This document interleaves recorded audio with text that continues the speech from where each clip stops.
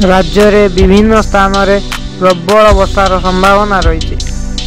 आज 7 जिला जारी होईची येलो वार्निंग। आज भी राज्य रे विभिन्न स्थान रे प्रबल वर्षा नहीं पूर्वानुमान करिछि आंचलिक पाणीपाग विभाग। बालेश्वर, मयूरभंज, केउंझर, सुंदरगढ़, झारसुगुड़ा, संबलपुर और बरगढ़ जिले में प्रबल वर्षा हेबार संभावना रही।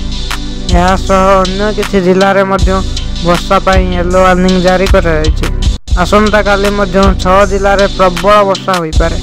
मयूरभंज, केउंझर, सुंदरगढ़, संबलपुर, झारसुगुड़ा और बरगढ़ जिला येलो वार्निंग जारी कराଯାଇଛି। आसंता 25 तारीख पर्यंत राज्य में विभिन्न स्थान में वर्षा लगी रहिबो। या परे पागर परिवर्तन होई पारे। Bureau report, SSTV Odia.